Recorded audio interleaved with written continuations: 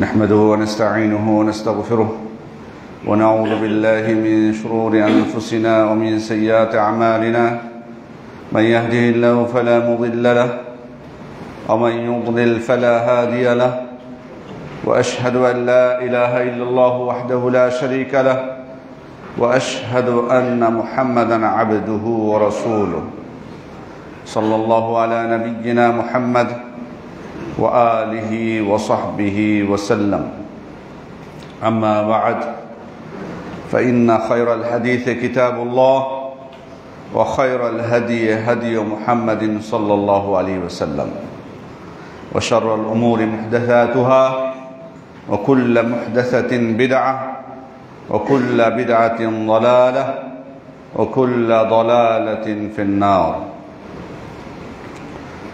يا أيها الذين آمنوا اتقوا الله حق تقاته ولا تموتن إلا وأنتم مسلمون يا أيها الناس اتقوا ربكم الذي خلقكم من نفس واحدة وخلق منها زوجها وبث منهما رجالا كثيرا ونساء واتقوا الله الذي تساءلون به والأرحام إن الله كان عليكم رقيبا يا أيها الذين آمنوا اتقوا الله وقولوا قولا سديدا يصلح لكم أعمالكم ويغفر لكم ذنوبكم ومن يطع الله ورسوله فقد فاز فوزا عظيما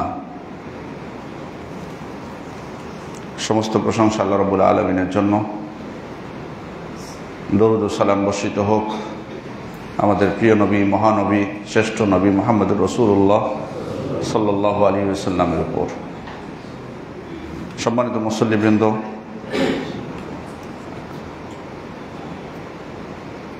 আজকে বর্তমান যুগে বা যুগে যুগে মুসলিম বিশ্ব বা মুসলিমরা সম্মিলিতভাবে হোক বা বিচ্ছিন্নভাবে হোক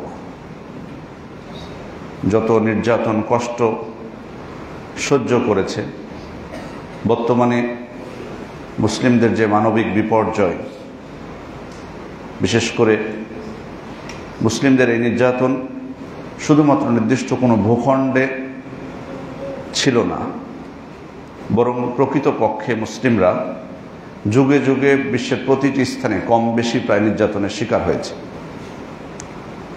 তবে বর্তমানে ফিলিস্তিনে, গাজায় বা অন্যান্য ভূখণ্ডে যে নির্যাতন হচ্ছে সেটা পূর্বের সব কিছুকে অতিক্রম করেছে, নির্যাতনের সীমা। আপনারা যারা যাদের বয়স হয়েছে, আমরা বহু যুগ থেকেই কিন্তু আমরা দেখছি ফিলিস্তিনি মুসলিম ভাইদের দুর্দশা। এটা আজকে নতুন নয়, কিন্তু কিছু বিষয় নিশ্চয় আমরা অনুধাবন করছি যেটা পূর্বে হয়তো আমরা দেখি নাই। কারণ পূর্বের যে নির্যাতনগুলো বা তাদের আক্রমণগুলো নির্দিষ্ট কিছু এলাকায় হতো, বিশেষ করে তাদের দাবি অনুযায়ী যাদের জঙ্গি বা এই জাতীয় তাদের খুঁজতো সেই জায়গাগুলো তারা করত। কিন্তু বিগত 2 বছর থেকে যে হামলাগুলো আপনারা দেখছেন সেগুলো সব কিছুকে অতিক্রম করেছে। বিশেষ করে হসপিটাল, এখানে থাকে কারা, সেখানে যায় কারা? নিশ্চয়ই কোনো সুস্থ মানুষ সেখানে যায় না, এটা আমরা জানি। সেখানে হামলা হয়েছে। সাধারণ আবাসিক এলাকা থেকে শুরু করে মসজিদ, মাদ্রাসা, প্রতিষ্ঠান, সেখানে গত 2 বছর থেকে আমরা দেখছি যে কিভাবে তারা একের পর এক হামলা করছে এবং মূলত ফিলিস্তিনিদের জাতিগতভাবে যাতে তারা নিশ্চিহ্ন হয়ে যায়, এটাই আসলে তাদের মূল পরিকল্পনা। এবং এর পিছনে সব থেকে মূলত ইসলামের শত্রুরা ঐক্যবদ্ধ মুসলিমদেরকে নিশ্চিহ্ন করার ব্যাপারে। তো সব থেকে যারা বিদ্বেষ পোষণ করে, শত্রুতা করে, তারা হচ্ছে ইহুদি। সম্মানিত উপস্থিতি, ইহুদি কারা এটা আমরা কম বেশি নিশ্চয়ই জানতে পেরেছি। তবে আল্লাহ তাআলা কিন্তু এই জাতি সম্পর্কে আমাদেরকে কিছু পরিচয় করিয়ে দিয়েছেন আগেই। আল্লাহ তাআলা আল্লাহ রাসূল সাল্লাল্লাহু আলাইহি ওয়াসাল্লামের উপর যে সমস্ত আয়াতগুলো নাজিল করেছেন, পবিত্র কোরআন তিনি নাজিল করেছেন, সে কোরআনের মধ্যে আমরা কিন্তু বহু আয়াত পাই যেখানে আল্লাহ তাআলা ইহুদিদের বিভিন্ন বৈশিষ্ট্য তিনি তুলে ধরেছেন। এখন বর্তমানে আমরা তাদের যে হিংস্র রূপ দেখতে পাই, আল্লাহ তাআলা সেটি আমাদেরকে বহু পূর্বেই তিনি আমাদেরকে অবগত করেছেন। মূলত ইহুদি কারা? ইহুদি হচ্ছে মুসা আলাইহিস সালাম যে শরীয়ত নিয়ে এসেছিলেন, সে শরীয়তকে বিকৃত করে, সেই দিনকে বিকৃত করে যারা সেই দিনকে পালন করে থাকে তারাই হচ্ছে ইহুদি। সংক্ষিপ্তভাবে অনেকেই বলে থাকে যে মুসা আলাইহিস সালামের অনুসারী তারা। এই কথাটা আসলে ডাহা মিথ্যা কথা এবং খুবই ভুল একটা তথ্য। কখনো এটা না, বরং মুসা আলাইহিস সালাম যে দিন নিয়ে এসেছিলেন সেই দিনকে যারা বিকৃত করেছে তারাই হচ্ছে মূলত ইহুদি। কারণ প্রত্যেক নবী কিন্তু ইসলাম নিয়ে এসেছেন, প্রত্যেক নবীর দিন ছিল ইসলাম। এই জন্য আল্লাহ তাআলা ইব্রাহিম আলাইহিস সালাম সম্পর্কে বলছেন, মা কানা ইব্রাহিমু ইয়াহুদিয়্যা ওয়ালা নাসরানিয়্যা ওয়ালাকিন কানা হানিফান মুসলিমা ওয়া মা কানা মিনাল মুশরিকিন। ইব্রাহিম তিনি ইহুদি ছিলেন না, তিনি নাসারাও ছিলেন না, বরং তিনি ছিলেন কি খাঁটি মুসলিম, একনিষ্ঠ মুসলিম ছিলেন। তিনি মুশরিকদের অন্তর্ভুক্ত ছিলেন না। যে মুসা আলাইহিস সালামের অনুসারী আপনারা বলছেন, সেই মুসা আলাইহিস সালামই তার সম্প্রদায়কে, তার অনুসারীদেরকে লক্ষ্য করে তিনি বলেছিলেন, ইয়া কওমি ইন কুনতুম আমানতুম বিল্লাহি ফাআলাইহি তাওয়াক্কালু ইন কুনতুম মুসলিমিন। হে আমার সম্প্রদায়, তোমরা যদি আল্লাহর প্রতি ঈমান এনে থাকো তাহলে তার উপরেই তোমরা তাওয়াক্কুল করো, যদি তোমরা মুসলিম হয়ে থাকো। এখানে স্পষ্টভাবে তিনি মুসলিমের কথাটি বলেছেন। ঈসা আলাইহিস সালাম বলেছিলেন, ফালাম্মা আহসা ঈসা মিনহুমুল কুফর ক্বালা মান আনসারি ইলাল্লাহ। যখন তাদের থেকে তিনি কুফরি অনুভব করলেন, কুফরি দেখতে পেলেন তাদের মধ্যে, তখন তিনি বললেন যে আমাকে আল্লাহর পথে কে সাহায্য করবে? ক্বালাল হাওয়ারিয়ুনা নাহনু আনসারুল্লাহ। হাওয়ারিগণ বললেন যে আমরাই আপনাকে আল্লাহর পথে সাহায্য করব। আমান্না বিল্লাহি ওয়াশহাদ বিআন্না মুসলিমুন। আমরা আল্লাহর প্রতি ঈমান এনেছি এবং আপনি সাক্ষী থাকুন যে আমরা হচ্ছি মুসলিম, আমরা হচ্ছি আল্লাহর অনুগত। মুদ্রা কথা, পবিত্র কোরআনে আরো অনেক আয়াত আছে যেগুলো থেকে স্পষ্ট বোঝা যায় যে নবীগণ যে দিন নিয়ে এসেছিলেন সে দিন ছিল ইসলাম, বিকৃত কোনো ধর্ম নয়। তবে আমাদের নবী সাল্লাল্লাহু আলাইহি ওয়াসাল্লাম যে দিন নিয়ে এসেছেন, যে শরীয়ত, সে শরীয়তের সাথে ওই দিনের তেমন পার্থক্য নেই। মৌলিক বিষয়গুলো সবগুলো এক, ইমানের বিষয়গুলো সবগুলো এক, কিন্তু কিছু কর্মগত বিষয়ে, শাখা প্রশাখাগত বিষয়ে কিছু পার্থক্য আছে, কিন্তু মৌলিক বেশিরভাগ বিষয়গুলো কোনো পার্থক্য নেই। আপনি ইবাদতের কথা বলুন, আপনি হালাল হারামের কথা বলুন, আকীদার কথা বলুন, সব কিছু প্রায় এক। কিছু পার্থক্য ছিল বিধিবিধানে, যেমন আমরা সবাই এটা জানি। সিয়ামের বিধান যেমন পূর্বেও ছিল এখনো আছে, সালাতের বিধান পূর্বেও ছিল এখনো আছে, হয়তো কিছু পার্থক্য আছে মাত্র। সম্মানিত উপস্থিতি, এই ইহুদিদের বিভিন্ন বৈশিষ্ট্য বর্ণনা করতে চাই। আল্লাহ তাআলা বলছেন, প্রথম বৈশিষ্ট্য হচ্ছে তাদের যে তারা তাদের অঙ্গীকারকে ভঙ্গ করে, তারা চুক্তি ভঙ্গকারী জাতি। এটি এখন আপনারা দেখলেন যে কিছুদিন পূর্বে কিভাবে তারা প্রতিশ্রুতি দিল, চুক্তি করলো যারা হামলা করবে না। যেদিন চুক্তি করেছে সেদিনই কিন্তু হামলা করেছে, হয়তো মাঝখানে কিছুদিন বন্ধ ছিল।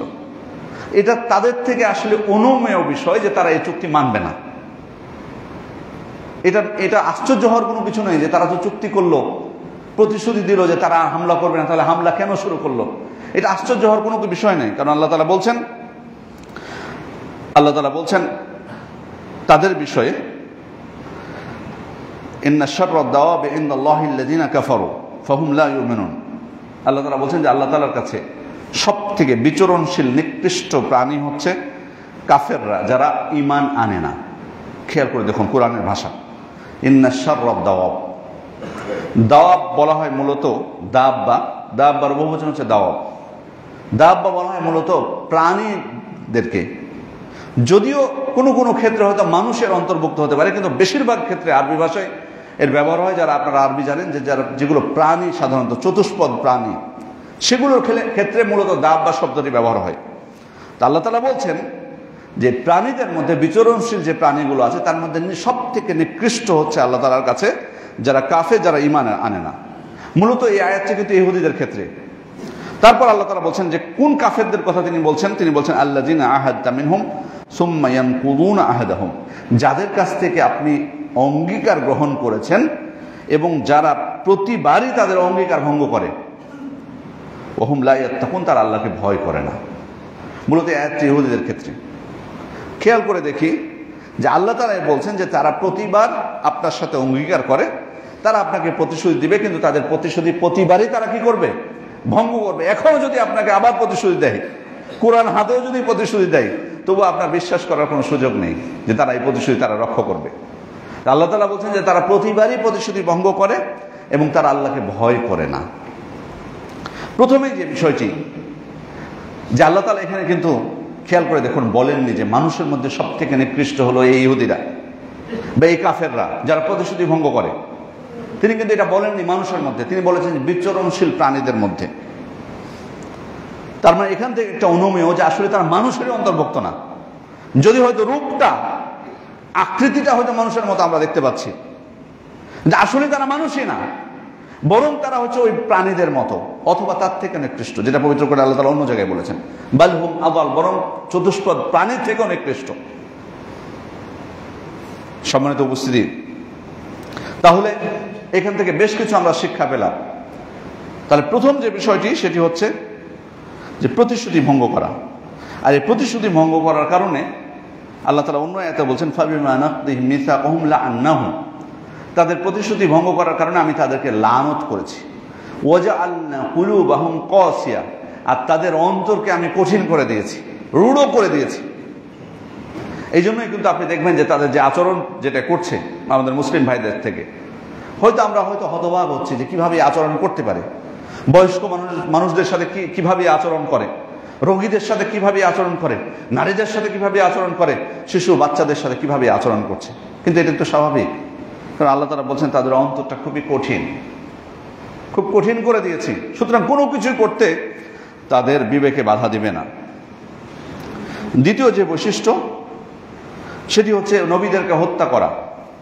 আল্লাহ তাআলা বলছেন লাকাদ আখাযনা মিসাকা বনী ইসরাঈল, আমি বনু ইসরাঈলদের কাছ থেকে অঙ্গীকার গ্রহণ করেছি। ও আরসালনা ইলাইহিম রুসুলা, এবং তাদের কাছে প্রেরণ করেছি রাসূল, বহু রাসূল আমি তাদের কাছে প্রেরণ করেছি। কুল্লামা জাআহুম রাসূলুম বিমা লা তাহু আনফুসুহুম, যখনই তাদের কাছে রাসূলরা এমন কিছু নিয়ে এসেছে যেটা তাদের মনের বিপরীত হয়েছে, তাদের মনের সাথে মেলেনি, তাদের ভালো লাগেনি, তখন তারা কি করেছে? ফারিকান কাযযাবু, তাদের একটা দল নবীদেরকে মিথ্যা প্রতিপন্ন করেছে, অস্বীকার করেছে, তাদের প্রতি ঈমান আনেনি। ও ফারিকান ইয়াকতুলুন, এবং তাদের একটা দল এই নবীদেরকে হত্যা করেছে। তাহলে ইহুদিদের অন্যতম আরেকটা বৈশিষ্ট্য হচ্ছে যারা দ্বীনের দায়ী, রসুল প্রেরিত নবী রসুল, তাদেরকে তারা হত্যা করে। এটা হচ্ছে তাদের অন্যতম একটা বৈশিষ্ট্য। তারপর হচ্ছে মানুষের উপর জুলুম নির্যাতন করা।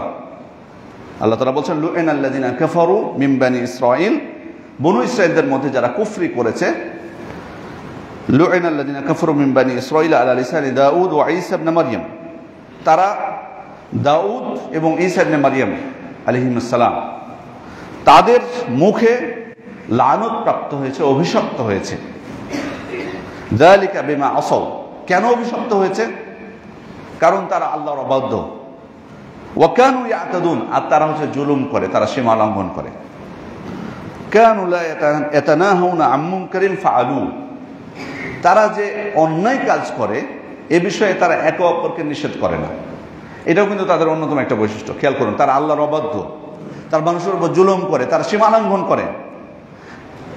সাধারণত মানুষের একটা বৈশিষ্ট্য আপনি খেয়াল করবেন যে কোনো জুলুম তো আমাদের সমাজেও আছে, কিন্তু আপনি দেখবেন যে জুলুম করলেও কেউ না কেউ দেখবেন এটার বিরোধিতা করে, একে অপরকে কিছুটা হলেও নিষেধ করে যেভাবে হোক। কিন্তু আল্লাহ তাআলা তাদের বৈশিষ্ট্য বলছেন যে তাদের বৈশিষ্ট্য হলো যে তারা একে অপরকে নিষেধ করবে না। এটার ক্ষেত্রে ওপেনলি তারা জুলুম করবে, কেউ কাউকে নিষেধ করবে না। এটা হচ্ছে তাদের অন্যতম একটা বিশেষ বৈশিষ্ট্য। চতুর্থ নাম্বার বৈশিষ্ট্য হচ্ছে তারা মানুষের সম্পদ অন্যায়ভাবে ভক্ষণ করে।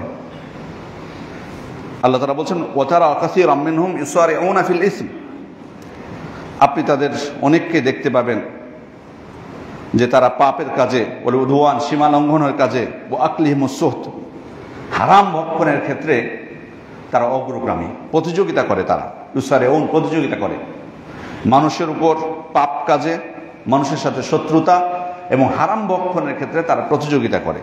লা বি'সা মা কানু ইয়ামালুন, তারা যে কাজ করে সেটা কতই না নিকৃষ্ট। অন্য আয়াতে আল্লাহ তাআলা বলেন ওয়া আখযিহিমুর রিবা ওয়া ক্বাদ নুহু আনহু, তাদের সুদ গ্রহণের ফলে, অথচ সুদ থেকে তাদেরকে নিষেধ করা হয়েছে। ওয়া আকলিহিম আমওয়ালান নাস বিল বাতিল, এবং অন্যায়ভাবে মানুষের সম্পদ ভক্ষণ করার কারণে। এখানে ইহুদিদের মৌলিক শুধুমাত্র মানুষের সম্পদ অন্যায়ভাবে ভক্ষণ নয়, এটা মৌলিক পরিচয় যেটা আমরা দেখতে পাচ্ছি সুদ গ্রহণ করা। এবং বাস্তবে এই প্রথা বা তাদের এই নীতি বা তাদের এই আচরণ আমরা যদি দেখি রাসূলের যুগ থেকে কিন্তু আছে, সুদ ভিত্তিক লেনদেন। এবং বাস্তবে কিন্তু বর্তমান বিশ্ব ব্যাংক, সুদ ভিত্তিক যে ব্যাংক এবং যে অর্থনৈতিক লেনদেন আমরা দেখতে পাই, এটা কিন্তু মূলত পরিচালনা করছে ইহুদিরা। সংখ্যায় যদিও তারা কম, কিন্তু প্রভাব বিস্তার করে আছে অর্থনীতিতে। তারা কিন্তু তাদের সেই বৈশিষ্ট্য আজ পর্যন্ত তারা ধরে রেখেছে। তো এই যে মৌলিক বৈশিষ্ট্য, সুদকে আমরা হয়তো বা স্বীকৃতি দিয়ে দিই, মনে করি যে আমরা লাভবান হচ্ছি, কিন্তু মূলত সুদের মাধ্যমে কিন্তু মূলত এটা হচ্ছে মানুষের সম্পদকে অন্যায়ভাবে ভক্ষণ করা। এবং এই বিষয়ে তারা হচ্ছে সব থেকে পারদর্শী। তাদের অন্যতম আরেকটি বৈশিষ্ট্য হচ্ছে তারা পার্থিব জীবনের প্রতি খুবই লোভী। আল্লাহ তাআলা বলেছেন, ওয়ালা তাজিদান্নাহুম আহরাসান নাসি আলা হায়াতি ওয়া মিনাল্লাযিনা আশরাকু। আপনি তাদেরকে দেখতে পাবেন যে পার্থিব জীবনের প্রতি খুবই লোভী, এমনকি মুশরিকদের থেকেও। ইয়াওয়াদ্দু আহাদুহুম লাউ ইউআম্মারু আলফা সানা। তারা কামনা করে যে তারা 1000 বছর বাঁচবে। এই 1000 বছর বলতে মুফাসসিরগণ বলেছেন কেউ কেউ যে সারা জীবন তারা বেঁচে থাকতে চায়। পার্থিব জীবনের প্রতি এতই তারা লোভী যে তারা সারা জীবন বেঁচে থাকতে চায়, সারা জীবন এই দুনিয়াকে উপভোগ করতে চায়। তাদের অন্যতম আরেকটি বৈশিষ্ট্য হচ্ছে হিংসা। আল্লাহ তাআলা বলেছেন, ওয়াদ্দা কাসীরুম মিন আহলিল কিতাবি লাউ ইয়ারুদ্দুনাকুম মিন বা'দি ঈমানিকুম কুফফারা। আহলি কিতাবদের অধিকাংশই কামনা করে তোমাদেরকে ঈমান থেকে, তোমরা যে ঈমান এনেছো ঈমান থেকে তারা ফিরিয়ে দিবে কুফরির দিকে, তোমরা যাতে কাফের হিসেবে ফিরে যাও, এইটাই তারা কামনা করে। কেন কামনা করে? হাসাদাম মিন ইনদি আনফুসিহিম, তাদের অন্তরের বিদ্বেষ বশত, হিংসা বশত। তারা যেমন পথভ্রষ্ট রয়ে গেছে, তারাও কামনা করে যে মুসলিমরা যাতে পথভ্রষ্ট থেকে যায়, অথবা ঈমান এনেছে কিন্তু আবার যাতে কুফরির দিকে ফিরে যায়, এটা তারা করে তাদের বিদ্বেষ বশত। মিন বা'দি মা তাবায়্যানা লাহুমুল হক, হক তাদের কাছে স্পষ্ট হওয়ার পরেও। জমিনে ফাসাদ সৃষ্টি করা, এটা তাদের অন্যতম বৈশিষ্ট্য। এই জন্য আমরা তাদেরকে দেখতে পাই বিভিন্নভাবে। বর্তমান বিশ্বে আমাদের যে বিশৃঙ্খলা, যে ফিতনা, মূল চাবিকাঠি এই ইহুদিদের হাতে। মাদকের কথা যদি আপনি বলেন, যেটা আমাদের যুব সমাজকে, মুসলিম সমাজকে নষ্ট করছে। আপনি যদি পর্নোগ্রাফির কথা বলেন, অশ্লীল ভিডিওর কথা বলেন, তো এটাও মূলত নিয়ন্ত্রণ করে তারা। সব কিছু। এবং এই যে পতিতালয় বলে একটা শব্দ আমরা জানি, যে জিনিসটা ছড়িয়ে আছে মুসলিম বিশ্বেও, সেটার মূল চিন্তাধারা কিন্তু এই ইহুদিদের থেকে। তাহলে দুনিয়াতে যে কোনো প্রকার ফাসাদ সৃষ্টির ক্ষেত্রে, চারিত্রিক অধপতনের ক্ষেত্রে বলেন, সবকিছুর ক্ষেত্রে মূল কারিগর হচ্ছে ইহুদিরা। এই জন্য আল্লাহ বলছেন, ওয়া ইয়াসআউনা ফিল আরদি ফাসাদা, তারা এই জমিনে ফাসাদ সৃষ্টিতে, বিশৃঙ্খলা সৃষ্টিতে তৎপর। আল্লাহু লা ইউহিব্বুল মুফসিদিন, আল্লাহ তাআলা ফাসাদ সৃষ্টিকারীদেরকে পছন্দ করেন না। তারা নিজেদেরকে অমুখাপেক্ষী মনে করে, এমনকি আল্লাহ তাআলার ক্ষেত্রে তাদের ধারণা যে আল্লাহ মুখাপেক্ষী, কিন্তু আমরা মুখাপেক্ষী নয়। নাউযুবিল্লাহ মিন যালিক। লাকাদ সামিআ আল্লাহু কাওলাল্লাযিনা ক্বালু ইন্নাল্লাহা ফাকির ওয়া নাহনু আগনিয়া। আল্লাহ তাআলা তাদের কথা শুনেছেন যারা বলে থাকে যে আল্লাহ তাআলা হচ্ছেন দরিদ্র, ওয়া নাহনু আগনিয়া, আর আমরা হচ্ছে বিত্তশালী। আমরাই হচ্ছে অমুখাপেক্ষী, আল্লাহ তাআলাই হচ্ছেন মুখাপেক্ষী, আমরাই হচ্ছে অমুখাপেক্ষী। যাদের ভাষা এরকম, এটা কিন্তু আমি বলছি না যে এটা ইহুদিদের আকীদা, এটা আল্লাহ তাআলাই বলেছেন, এটা হচ্ছে তাদের বিশ্বাস। যাদের বিশ্বাস হবে যে তারাই হচ্ছে বিত্তশালী, তারাই হচ্ছে ক্ষমতাবান, একমাত্র তারা নিজেদেরকে ক্ষমতাবান মনে করে, আল্লাহ তাআলাকে মনে করে যে আল্লাহ তাআলা মুখাপেক্ষী। নাউযুবিল্লাহ মিন যালিক। তাদের আচরণ, তার আর আপনি কি আশা করবেন এর থেকে? সম্মানিত উপস্থিতি, তাদের বৈশিষ্ট্যের আরেকটা বিষয় হলো তারা আখিরাতকে অস্বীকার করে। আল্লাহ তাআলা বলছেন, যালিকা বিআন্নাহুম ক্বালু লান তামাসসানান নারু ইল্লা আইয়ামান মা'দুদাত। তারা বলে যে কিছু কাল, নির্দিষ্ট কিছু সময় ব্যতীত আগুন আমাদেরকে স্পর্শ করবে না। এটা কিন্তু আখিরাতের বিশ্বাস, এটা কিন্তু আখিরাতকে অস্বীকার করা। কিছু কাল ব্যতীত আগুন আমাদেরকে স্পর্শ করবে না। অনেকে তো আমরা বলি যে আহলে কিতাব। কিসের আহলে কিতাব? আহলে কিতাব বলতে কি বোঝায়? কাদেরকে বলা হচ্ছে আহলে কিতাব? আহলে কিতাব যদি হতে হয় তাহলে অবশ্যই তার আকীদাগত বিষয়, আল্লাহর প্রতি ঈমান, আখিরাতের প্রতি ঈমান তার ঠিক থাকতে হবে, তবেই তো সে আহলে কিতাব হবে। যদি আখিরাতকে অস্বীকার করে সে কিসের আহলে কিতাব? সে তো কাফের। আপনি আহলে কিতাবদের সাথে বিবাহ বৈধতা নিয়ে কথা বলেন, আহলে কিতাবদের সাথে বিবাহ বৈধ, কিসের আহলে কিতাব? তো কাফের, মুশরিক। এমন করে পাবেন আপনি যে মুশরিক, শিরকের মধ্যে তারা নেই? আর মুশরিক যারা, তাদের সাথে বিবাহ আল্লাহ তাআলা হারাম করে দিয়েছেন, তারা স্পষ্ট কাফের, আখিরাতকে তারা অস্বীকার করে। তারপর আল্লাহ তাআলা বলছেন তারপর আল্লাহ তাআলা বলছেন যে মুসলিম, তাদের অন্যতম বৈশিষ্ট্য হচ্ছে যে তারা মুসলিমদের প্রতি, কাফেরদের মধ্যে সব থেকে কঠোর হচ্ছে ইহুদিরা। লাতাজিদান্না আশাদ্দান-নাসি আদাওয়াতান লিল্লাযিনা আমানুল ইয়াহুদ। মুমিনদের সাথে শত্রুতায় সব থেকে কঠোর আপনি পাবেন যারা ইহুদি, তারা সব থেকে তারা কঠোর। সম্মানিত উপস্থিতি, আরো অনেক বৈশিষ্ট্য পবিত্র কোরআনে আল্লাহ তাআলা বর্ণনা করেছেন। মূল যে বিষয়গুলো আমরা বাস্তব ময়দানে তাদের যে আচরণগুলো লক্ষ্য করছি, সেগুলো অস্বাভাবিক কোনো আচরণ নয়। এই বৈশিষ্ট্যগুলো তারা বহু বছর আগে থেকে তারা এগুলো ধারণ করে, যেগুলো আল্লাহ তাআলা আমাদেরকে আগেই শুনিয়েছেন। এখন মূল বিষয় হলো ফিলিস্তিনের বিষয়। ইহুদিদের পরিচয় জানলাম। এই ফিলিস্তিন শুধুমাত্র আমাদের রক্তক্ষরণ, আমাদের ব্যথা যে আমাদের ভাইদের উপর আক্রমণ করছে তারা মুসলিম, এটা নয়, বরং তারা কোন জায়গার মুসলিম, জায়গাটা কোথায়, সেটা হচ্ছে ফিলিস্তিন। এই ফিলিস্তিনের গুরুত্ব ইসলামে, সেটাও আমি আপনাদেরকে একটু স্মরণ করিয়ে দিই। যদিও আমাদের জানা আছে বিষয়গুলো, তবে একটু স্মরণ করে দিচ্ছি। এই ফিলিস্তিন, যেই ফিলিস্তিনের ভূমিকে আল্লাহ তাআলা বরকতময় বলেছেন। আল্লাহ তাআলা বলছেন সুবহানাল্লাযী আসরা বিআবদিহি লাইলাম মিনাল মাসজিদিল হারাম ইলাল মাসজিদিল আকসাল্লাযী বারাকনা হাওলা। পবিত্র মহিমাময় তিনি, যিনি তার বান্দাকে রাত্রির একটি অংশে সফর করিয়েছেন মসজিদে হারাম থেকে মসজিদে আকসা পর্যন্ত, বাইতুল মাকদিস পর্যন্ত। আল্লাযী বারাকনা হাওলা, যা চারপাশকে আমি বরকতময় করেছি। এবং আমরা স্পষ্টভাবে জানি যে এই মসজিদে আকসা হচ্ছে এই ফিলিস্তিনে। তাই আল্লাহ তাআলা বলেছেন যে আমি এই চারপাশকে বরকতময় করেছি, এবং এটাকে তিনি পবিত্র ভূমি বলে উল্লেখ করেছেন। মুসা আলাইহিস সালাম তার সম্প্রদায়কে বলেছেন, ইয়া কওমি ইদখুলুল আরদাল মুকদ্দাসা, হে আমার সম্প্রদায়, তোমরা পবিত্র ভূমিতে প্রবেশ করো। আল্লাতী কাতাবাল্লাহু লাকুম, যেটা আল্লাহ তাআলা তোমাদের জন্য লিখে রেখেছেন, নির্ধারণ করে দিয়েছেন। তাহলে এক আয়াতে শুনলাম যেটা বরকতময়, আর এক আয়াতে আল্লাহ তাআলা বলেন যেটা হলো পবিত্র। এবং এই ভূমি বহু নবী রাসূলদের তাদের জন্মস্থান, তাদের বাসস্থান, তাদের কর্মস্থান, তাদের দাওয়াতের স্থান, এবং মৃত্যুবরণ করেছেন সেখানে, মারা গেছেন অনেক নবী, যেমন ইসহাক আলাইহিস সালাম, ইয়াকুব আলাইহিস সালাম, দাউদ আলাইহিস সালাম, সুলাইমান আলাইহিস সালাম, লূত আলাইহিস সালাম, সালেহ আলাইহিস সালাম, জাকারিয়া আলাইহিস সালাম, ঈসা আলাইহিস সালাম, ইয়াহইয়া আলাইহিস সালাম, বহু নবী তাদের জন্মস্থান, বাসস্থান বা দাওয়াতের স্থান হচ্ছে এই ফিলিস্তিন। এই ফিলিস্তিনের গুরুত্বের আরেকটা দিক হলো যে সেখানে আছে মসজিদে আকসা। মসজিদে আকসা মর্যাদাপূর্ণ, আমরা জানি। মসজিদ শুধু একদিক থেকে নয়, বহু দিক থেকে। একটা দিক হলো যে এটা হচ্ছে মুসলিমদের প্রথম কিবলা। আল্লাহ রাসূল সাল্লাল্লাহু আলাইহি ওয়াসাল্লাম তার দাওয়াতি জীবনের অধিকাংশ সময় কাটিয়েছেন মক্কা জীবনে, 13 বছর। তারপর হিজরত করলেন মদিনায়, সেখানে প্রায় 10 বছর, মানে মোট 23 বছর। খেয়াল করে দেখুন, মক্কায় যে 13 বছর কাটিয়েছেন, 13 বছরই তিনি ছিলেন কাবার পাশে, কাবার নিকটে সালাত আদায় করেছেন, কিন্তু কিবলা ছিল মসজিদে আকসা। কিবলা ছিল মসজিদে আকসা। মদিনায় হিজরত করার পর 16 মাস পর বা 18 মাস পর আল্লাহ রাসূলের কামনা ছিল যে কাবা হবে মুসলিমদের কিবলা। হিজরতের 16 বা 18 মাস পর কিবলা পরিবর্তনের আয়াত নাজিল হয়, কিবলা পরিবর্তন হয়ে যায়, কাবা হয়ে যায় মুসলিমদের কিবলা। তাহলে এটা হচ্ছে প্রথম কিবলা। রাসূলের নবুয়ত প্রাপ্তির পরও প্রায়, তাহলে বোঝা যাচ্ছে প্রায় 14 থেকে 15 বছর তিনি সালাত আদায় করেছেন এই বাইতুল মাকদিসের দিকে তাকিয়ে। সুতরাং এটা হচ্ছে আমাদের প্রথম কিবলা, এটা ভুলে গেলে চলবে না। দ্বিতীয় বিষয় হচ্ছে যে পৃথিবীর বুকে প্রতিষ্ঠিত দ্বিতীয় মসজিদ হচ্ছে এটি।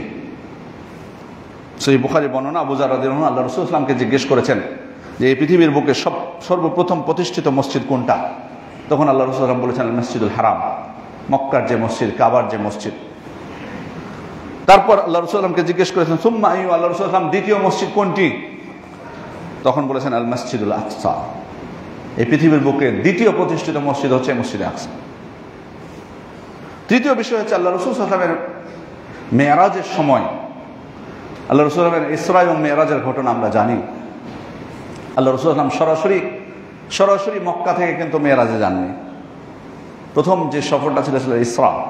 তিনি মসজিদে হারাম থেকে ভ্রমণ করেছেন মসজিদে আকসা পর্যন্ত বুরাকের সাহায্যে।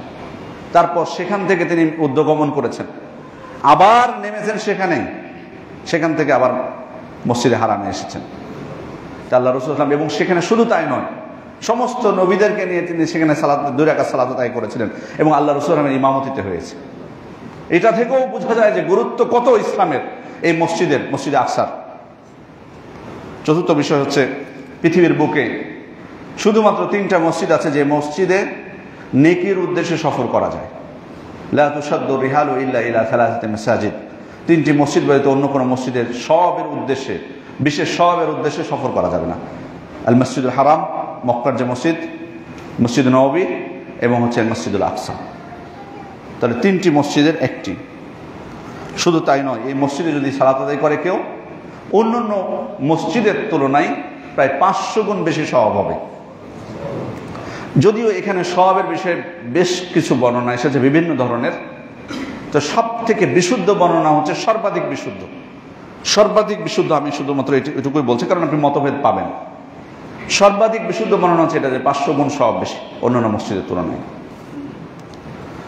এবং যদি কেউ এই মসজিদে সালাত আদায় করে তার আরো মর্যাদা আছে। সুনান ইবনে মাজার একটি বর্ণনা, আল্লাহ রাসূল সাল্লাল্লাহু আলাইহি ওয়াসাল্লাম বলছেন, ইন্না সুলাইমান ইবনে দাউদ সাআলাল্লাহ সালাসান। সুলাইমান ইবনে দাউদ, নবী সুলাইমান আল্লাহ তাআলার কাছে 3টা জিনিস চেয়েছিলেন। ফাআতাহু সিনতাইনি, আল্লাহ তাকে 2টি দান করেছেন। ওয়া নাহনু নারজু আন ইয়াকুনা লাহু সালিসা, কিন্তু আমরা আশা করি যে আল্লাহ তাকে 3য়টাও দিয়েছেন। 3য় দোয়াটাও আল্লাহ তার কবুল করেছেন। কি ছিল 3য় দোয়া? আল্লাহ ইয়াতি হাযাল মসজিদ আহাদ লা ইউরিদু ইল্লা সালাহ। যদি কেউ এই মসজিদে আকসায় শুধুমাত্র সালাত আদায়ের উদ্দেশ্যেই গমন করে, ইল্লা খারাজা মিন যুনুবিহি কায়াউমি ওয়ালাদাতহু উম্মুহু, তাহলে সে ওই দিনের মতো নিষ্পাপ হয়ে যাবে যেদিন তার মা তাকে জন্ম দিয়েছে। সুবহানাল্লাহ। তাহলে এই হচ্ছে সম্মানিত উপস্থিতি মসজিদে আকসা। তাহলে মুসলিম হিসেবে অবশ্যই আমাদের মনে রাখতে হবে যে মসজিদে আকসা, তাহলে এখান থেকে যে বর্ণনাগুলো থেকে বোঝা যাচ্ছে যে এটা হচ্ছে মূলত মুসলিমদের। কারণ আল্লাহ তাআলা যে মর্যাদা দান করেছেন, মূলত নবী রাসূলরাই ছিলেন এর আবাদকারী। এবং পরবর্তী যুগেও আমরা দেখতে পাই, বিশেষ করে 7ম শতাব্দীতে খ্রিস্টাব্দ ওমর ইবনে খাত্তাব রাদিয়াল্লাহু আনহুর সময় মুসলিমরা কিন্তু তার নেতৃত্বেই এই বাইতুল মাকদেসকে বিজয় করে। তারপর ইতিহাস আপনারা জানেন, আমি ইতিহাস লম্বা করব না। পরবর্তীতে বিভিন্ন সময়ে এটা অমুসলিমদের দখলে গেছে। বিভিন্ন সময়ে সালাউদ্দিন আইয়ুবী বিজয় করেছেন, এরপরে বিভিন্ন সময় মুসলিমদের নেতৃত্বে ছিল। সর্বশেষ ইহুদিরা, যে ইহুদিদের কিছু বৈশিষ্ট্য আপনাদেরকে বলেছি। ইহুদিদের ইতিহাস যদি আমরা দেখতে পাই, আল্লাহ রাসূল সাল্লাল্লাহু আলাইহি ওয়াসাল্লামের যুগের আগে তো ইতিহাস আছে। আপনি খেয়াল করবেন যে আল্লাহ রাসূল সাল্লাল্লাহু আলাইহি ওয়াসাল্লাম যখন মদিনায় আগমন করেন, তখন সেখানে মৌলিক 3টা গোত্র বসবাস করত। বনু কুরাইজা, বনু নাদির এবং বনু কায়নুকা, 3টা গোত্র সেখানে বসবাস করত। আল্লাহ রাসূল সাল্লাল্লাহু আলাইহি ওয়াসাল্লাম মদিনায় এসেই কিন্তু তিনি সেখানকার শাসক, তাদেরকে বের করে দেননি, চুক্তি করেছিলেন। আল্লাহ রাসূল সাল্লাল্লাহু আলাইহি ওয়াসাল্লাম তার চুক্তি করেছিলেন শান্তিপূর্ণভাবে যাতে তারা সেখানে বসবাস করে। কিন্তু আল্লাহ রাসূল সাল্লাল্লাহু আলাইহি ওয়াসাল্লামের সিরাত পড়বেন, দেখবেন আল্লাহ রাসূল সাল্লাল্লাহু আলাইহি ওয়াসাল্লাম মদিনাতে যখন বসবাস শুরু করলেন, তারা সেই চুক্তির আর রক্ষা করেনি তাদের বৈশিষ্ট্য অনুযায়ী। যেহেতু তাদের বৈশিষ্ট্যই হচ্ছে কি চুক্তি ভঙ্গ করা, সে কারণে তারা শুরু করলো চুক্তি ভঙ্গ করা। একের পর এক গোত্র তারা চুক্তি ভঙ্গ করতে শুরু করলো। শেষ পর্যন্ত বনু কুরাইজাকে তো আল্লাহ রাসূল সাল্লাল্লাহু আলাইহি ওয়াসাল্লাম শেষ করে দিয়েছিলেন। বনু নাদির, বনু কায়নুকা তাদেরকে পাঠিয়ে দিলেন, মদিনা থেকে বের করে দিলেন। তারা খায়বারে আশ্রয় নিয়েছিল। ওমর ইবনে খাত্তাব রাদিয়াল্লাহু আনহু খায়বার থেকেও তাদেরকে বের করে দিয়েছেন। সুতরাং তাদের আসলে নির্দিষ্ট কোনো বসবাসের ভূমি পৃথিবীতে নেই। উদ্বাস্তু হিসেবে তারা যুগের পর যুগ ধরে বসবাস করেছে। এই ফিলিস্তিনেও মূলত 1897 সাল থেকে তারা পরিকল্পনা করে তাদের যে আন্দোলন সেটাকে সাংগঠনিক রূপ দান করে 1897 থেকে, এবং 1918 সালে তারা উদ্বাস্তু হিসেবে এই ফিলিস্তিনে প্রবেশ করা শুরু করে। 1949-এ যে জাতিসংঘের স্বীকৃতি তারা লাভ করলো, তারপর থেকে শুরু করলো নির্যাতন।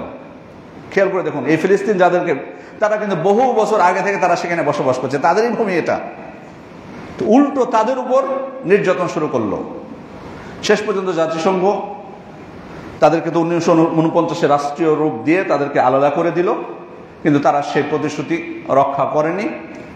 এবং তারপর থেকে নিয়ে তাদের পরিকল্পনা ছিল, দেখুন পরিকল্পনাটা কিভাবে, কমপক্ষে 90,000 বাড়িঘর তারা তৈরি করবে এই বাইতুল মাকদেস কেন্দ্রিক, মসজিদে আকসা কেন্দ্রিক।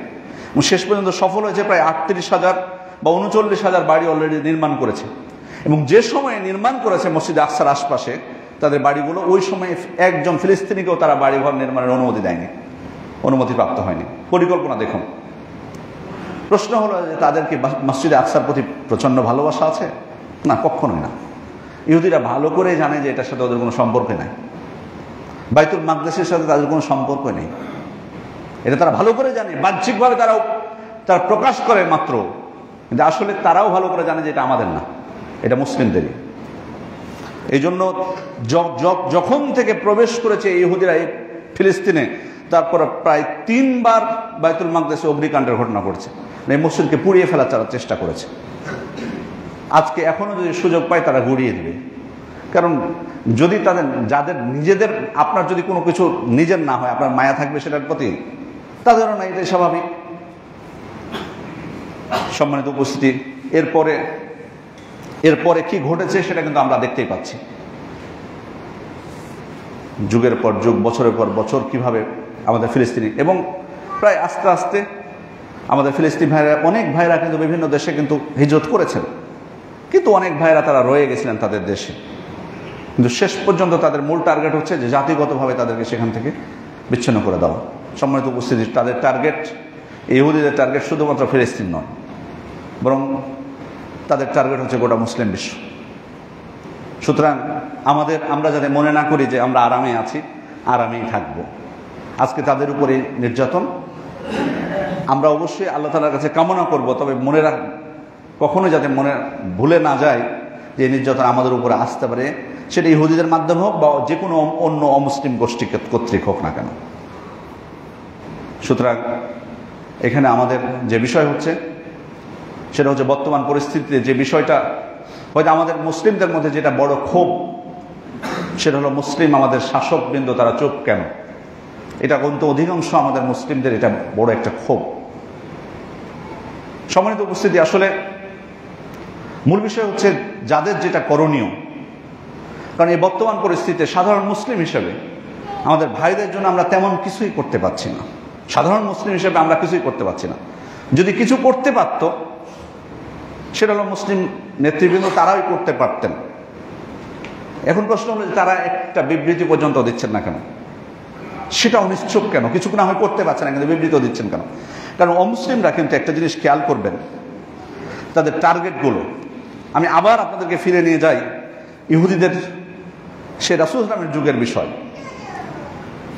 আরবদের গোত্রদের মধ্যে পরস্পর যে যুদ্ধের যে ইতিহাস আমরা জানি, আপনারা তো জানেন যে ছোট্ট একটা বিষয় নিয়ে তারা কিন্তু পরস্পরের যুদ্ধে কিন্তু লিপ্ত হতো।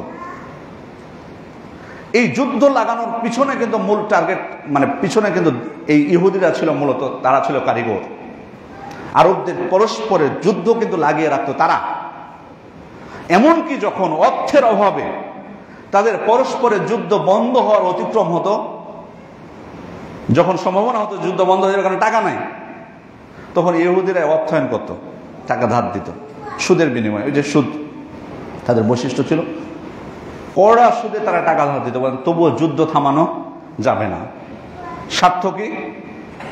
স্বার্থ হলো মুসলিমদের মধ্যে দ্বন্দ্ব জিয়ে রাখা, যাতে তারা শক্তিশালী হতে না পারে, বা আরবদের মধ্যে দ্বন্দ্ব জিয়ে রাখা। আর দ্বিতীয় হচ্ছে অর্থনৈতিক স্বার্থ তো আছে। এখনো আপনি দেখবেন, এখনো আমরা দেখতে পাচ্ছি শুধুমাত্র ইহুদিরা কি মুসলিমদের উপর নির্যাতন করছে? খ্রিস্টানদের সহযোগিতা পাচ্ছেন না, যে খ্রিস্টানদের সম্পর্কে আল্লাহ তাআলা বলেছেন যে তারা আমাদের প্রতি মানে শত্রুতার দিক থেকে দুর্বল। কেন সহযোগিতা করছে? তার মূল এখানে হলো অর্থনৈতিক বিষয়, অর্থনৈতিক ফায়দা লুটছে তারা, অস্ত্রের ব্যবসা হোক বা অন্য কোনো ব্যবসা হোক। এক হলো আমাদের মধ্যে দ্বন্দ্ব বাঁধিয়ে রাখা যে কোনো উপায়ে হোক। আর এক্ষেত্রে আমাদেরও দায় আছে মুসলিম হিসেবে, কারণ আমাদের মুসলিমদের বড় একটা অংশ তাদের ইমানের দিক থেকে বিভ্রান্ত, ইমানের ক্ষেত্রে তাদের মৌলিকভাবে ত্রুটি। দ্বিতীয় হচ্ছে যারা আমাদের ইমানের দিক থেকে আছে কিন্তু ইমানের দিক থেকে দুর্বল আমরা, এই সুযোগটাই তারা নিয়েছে। এই জন্য মুসলিম বিশ্বের মধ্যে তারা দ্বন্দ্ব জিয়ে রেখেছে। সম্মানিত উপস্থিতি, আমরা কারো জন্য ওজোর পেশ করছি না, তবে এটুকুই বলবো যে প্রত্যেকে তাদের জবাব দিয়ে আল্লাহ তাআলার কাছে করবে, প্রত্যেকেই তাদের জবাব দিয়ে আল্লাহ তাআলার কাছে করবে তাদের দায়িত্বের ব্যাপারে যদি তারা অবহেলা করে।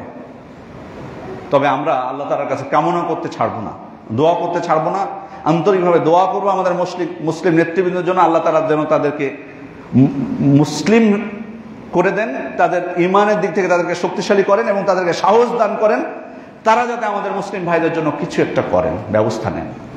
এটা দোয়া করবো আমাদের শাসকবৃন্দের জন্য। প্রথমত তারা যেন মুসলিম হন, প্রকৃত অর্থে ক্ষমতা এবং দুনিয়ার লোভ থেকে তারা বিরত থাকেন। দ্বিতীয় হচ্ছে সাধারণ জনগণ হিসেবে আমাদের করণীয়টা এর আগেও বলেছি, আবারও স্মরণ করিয়ে দিই, সেটা হলো দোয়া অবশ্যই আমরা করতে থাকব। দেখুন, হয়তো অনেক আমাদের ভাইরা বলেন যে সারা জীবন কি দোয়াই করবেন?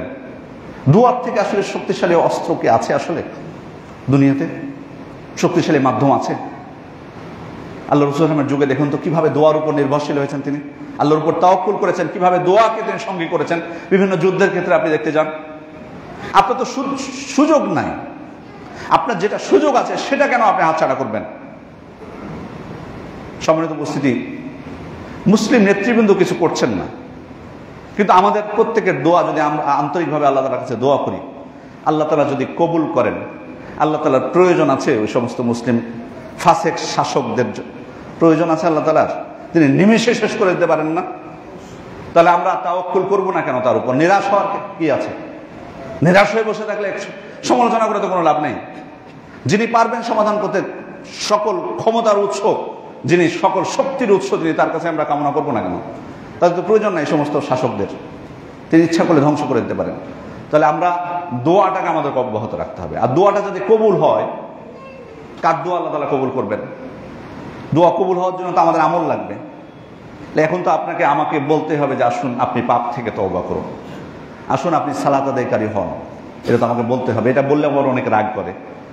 আপনি যদি সালাতই না পড়েন তা আল্লাহ আমার দোয়া কবুল করবে কি করে? এটা ভুল কথা কেন হবে? এই সময় তো আমি আপনাকে মনে করাই দিব, কারণ আমি আল্লাহ তাআলা প্রতিশ্রুতি দিয়েছেন তিনি ইমানদারদেরকে সাহায্য করবেন, কাফেরকে তো উনি সাহায্য করবেন না। কাফেররা বিজয় লাভ করতে পারে, তারা যুগে যুগে বিজয় লাভ করেছে, কিন্তু আল্লাহ তাআলা তো বিজয় দান করবেন মুসলিমদেরকে, মুমিনদেরকে। তো যে ইবাদতটা ছাড়া আমি ইসলামে প্রবেশ করতে পারবো না, সেটাকে আপনি অবহেলা করবেন কি করে? অনেকে বলে থাকেন যে সালাত আদায় না করলে মুসলিম হবে না, এটা হলো হাম্বলীদের ফতোয়া। আমাদের কিছু ভাইয়েরা, আমি তাদের মুখেও শুনলাম, দিন চর্চা করে তারা এই কথা বলল। আরে বাবা, হাম্বলীদের ফতোয়া কেন হবে এটা? আপনি যদি একটু চিন্তা করেন, স্পষ্ট ফতোয়া তো আমার নবী সাল্লাল্লাহু আলাইহি ওয়াসাল্লাম দিয়ে গেছেন, রায় দিয়ে গেছেন, তারপরে তার কারো ফতোয়ার প্রয়োজন হয় না আসলে। হ্যাঁ, ইমামদের মধ্যে মতভেদ আছে, এক ওয়াক্ত পরিত্যাগ করলে হবে কিনা, সারা জীবন পরিত্যাগ করলে হবে কিনা, অলসতা বশত পরিত্যাগ করলে কাফের হবে কিনা, অনেক কথা আছে, কিন্তু আমার এত কথার তো প্রয়োজন নাই। রায় তো দিয়ে দিয়েছেন আমাদের নবী, আপনি হাম্বলীদের ফতোয়ার তো আমার প্রয়োজন নাই।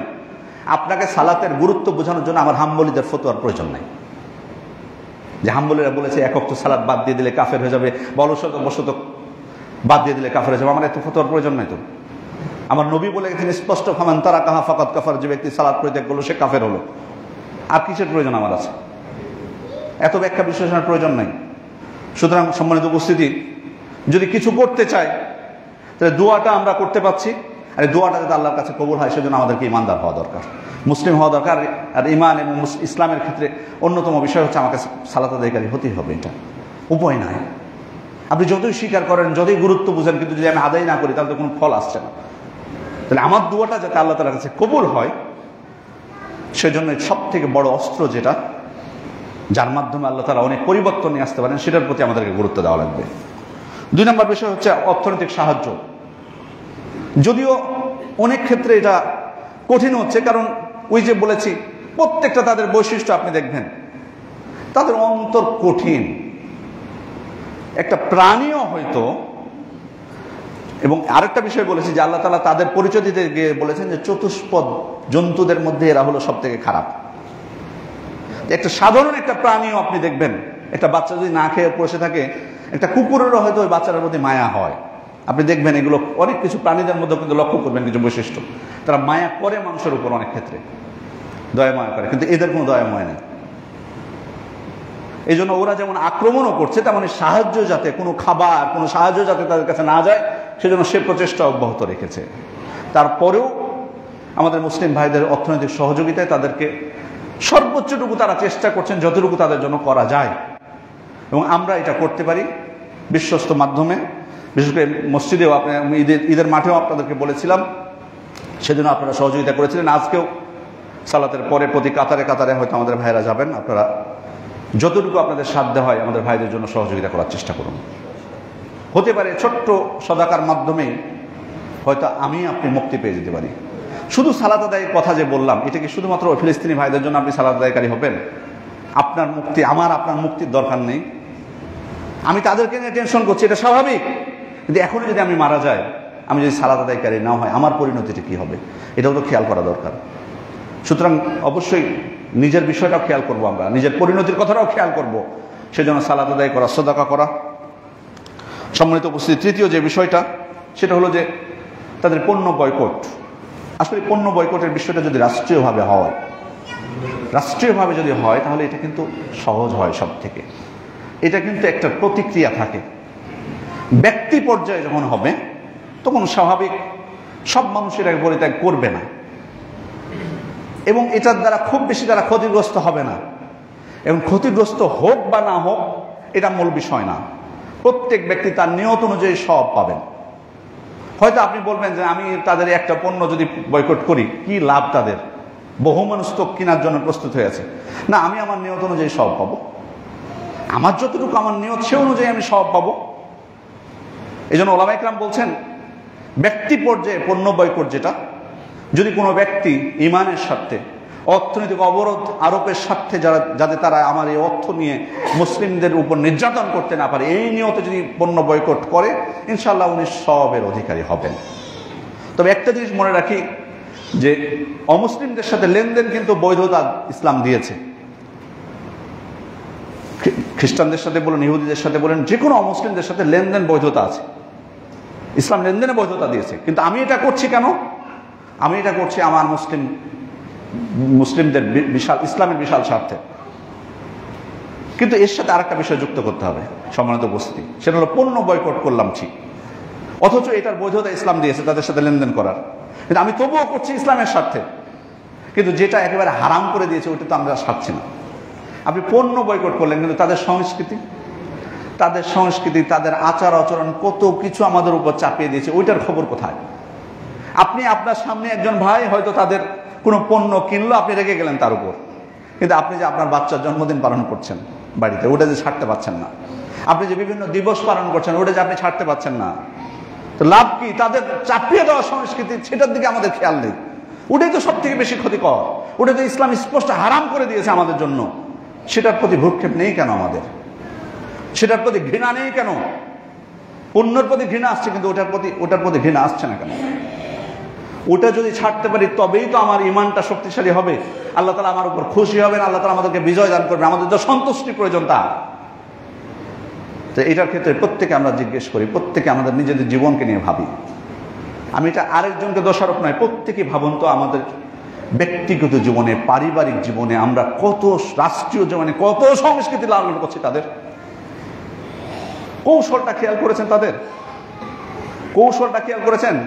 ওরাও কিন্তু ভালো করে জানে যে আপনি তাদের উপর রাগ করে তাদের পণ্য বয়কট করবেন, কিন্তু তাদের কৌশল, তারা আগেই কৌশল করে তাদের পচা সংস্কৃতি তাদের আমাদের উপর চাপিয়ে দিয়ে বসে আছে, যেটা আমি আপনি ছাড়তে পারছি না খুব সহজেই। আমাদের মধ্যে দ্বন্দ্ব বাঁধিয়ে রেখেছে, যেটা আমরা সহজেই সেটা থেকে বের হতে পারছি না। একজন আরেকজনের প্রতি বিশ্বাস নেই। বিশ্বাস করবেন কি গাদ্দারি করেছে তো এর আগে, মুনাফিকি করেছে। এক দেশ আরেক দেশকে বিশ্বাস করছে না, যে দুই দেশ একত্রিত হয়ে সিদ্ধান্ত নেবে মুসলিম রাষ্ট্রগুলো, সে বিশ্বাস নেই একজন আরেকজনের উপর। মুনাফিকি করেছে। মূল সমস্যা কিন্তু ইমানের ক্ষেত্রেই, সব সমস্যার মূল হচ্ছে ইমানের ক্ষেত্রে সম্মানিত উপস্থিতি। এই জন্য আসুন, আমি প্রথমত নিজেকে নসিহত করছি, অতবার আপনাদেরকে বলছি, আসুন আমরা আমাদের ইমানকে নবায়ন করি, আমাদের পাপ থেকে ফিরে আসি, আমাদের জীবন থেকে অমুসলিমদের অনুকরণকে দূর করে দিই। ইনশাআল্লাহ যদি আমরা ইমানদার হতে পারি, সেই ইমান নিয়ে আল্লাহ তাআলার কাছে প্রার্থনা করতে পারি, নিরাশ হওয়ার কিছু নেই। আরেকটা বিষয় এর সাথে আমি যোগ করে দিই, সেটা হচ্ছে বিভিন্ন কর্মসূচি মুসলিমরা গ্রহণ করেছেন। তার মধ্যে আজকেও সম্ভবত বাইতুল মোকাররমে গত কয়েকদিন থেকে হচ্ছে প্রতিবাদ, এবং আগামীকাল আপনারা জানেন মার্চ ফর গাজা নামে একটা কর্মসূচি আছে, যেটা মূল উদ্দেশ্য এখানে কোনো বিদ্রোহ নয়, কোনো কিছু নয়, সংহতি প্রকাশ। উপকার কি হয়তো অনেকে বলতে পারে, আমাকে জিজ্ঞেস করেছে, কমপক্ষে তো এটুকু উপকার হবে। শাসকরা তো মুখে কুলুপ এঁটেছেন, আমাদের ভাইয়েরা যদি শুনতে পায় যে আপনারা বা আমরা ব্যথিত তাদের জন্য নেমেছি, প্রতিবাদ জানাচ্ছি, অন্তর থেকে তো তারা কমপক্ষে কিছুটা হলেও স্বস্তি পাবেন যে আমাদের পক্ষে আছে। আমরা দোয়া করছি, ঠিক, দোয়া চালিয়ে যেতে হবে, দোয়া ইবাদত সবকিছু চালিয়ে যেতে হবে। দ্বিতীয় বিষয় হচ্ছে, হয়তো অনেকে বিষয়টা হচ্ছে যে প্রত্যেকে আমরা যাব, আমি আপনাদেরকে যাওয়ার কথা বলছি, উৎসাহ দিচ্ছি, তবে খেয়াল করবেন জরুরি সেবাগুলো, বিশেষ করে রোগী থেকে শুরু করে এগুলো বিষয়ে প্রত্যেকেই যাতে আমরা তাদের জন্য কঠিন না হয়ে যায়। এরপর হয়তো অনেকে বলবেন যে না, এই ধরনের কর্মসূচি রাস্তাঘাটে তো জ্যাম হবে। আরে ভাই, ওদের জীবনই শেষ হয়ে যাচ্ছে, আমাদের ভাইদের জীবনই শেষ হয়ে যাচ্ছে, তাদের সেখানে বসবাসের জায়গা নেই, কোনো খাবার নেই, আর আপনি একটু আধটু যদি সমস্যা হয় রাস্তায় এটুকু সহ্য করে নিতে হবে। বিশাল স্বার্থে, মুসলিমদের বিশাল স্বার্থে একটু সহ্য করে নেন। তারপরে তো বলছি যে জরুরি যে রোগী থেকে শুরু করে সাধারণ মানুষদের জন্য যাতে কষ্টকর না হয়, যে বিষয়টা খেয়াল রাখবেন। কিন্তু কমপক্ষে আমাদের রাষ্ট্রের শাসকের কাছে আমরা একটা বার্তা দিতে পারবো এর মাধ্যমে, আমাদের ভাইদের জন্য যাতে অন্তরের তাদের যেমন কিছুটা হলে আশ্বস্ত হবে যে আমাদের মুসলিম ভাইরা আমাদের পাশে আছে, সাথে সাথে আমাদের শাসকদের জন্য, মুসলিম শাসক যারা আছেন তাদের জন্য একটা বার্তা হবে যে জনগণ কোনটা চাচ্ছে, সাধারণ মানুষ কোনটা চাচ্ছে। সম্মানিত উপস্থিতি, আমরা আন্তরিকভাবে আল্লাহ তাআলার কাছে দোয়া করি, আমাদের বিশেষ করে সমস্ত মুসলিমদের জন্য আমরা দোয়া করব, সাথে আমাদের ফিলিস্তিনি ভাইরা যে মানবিক বিপর্যয়ের মধ্যে পড়েছেন, আল্লাহ যেন তাদেরকে দ্রুত এটা থেকে উদ্ধার করেন। আল্লাহ তাআলা যেন আমাদেরকে প্রকৃত ঈমানদার করেন, আমাদের জীবন থেকে বালা মুসিবতকে দূর করেন। আমিন। বারাকাল্লাহু লানা ওয়া লাকুম ফিল কুরআনিল মাজিদ ওয়া নাফা'নি ওয়া ইয়্যাকুম বিমা ফিহি ওয়া বিসুন্নাতিল মুস্তামিন আলাইহি ওয়া যিকরিল হাকীম। আকুলু মা তাসমাউন ওয়া আস্তাগফিরুল্লাহ লি ওয়া লাকুম ওয়া লিজামিল মুসলিমিন।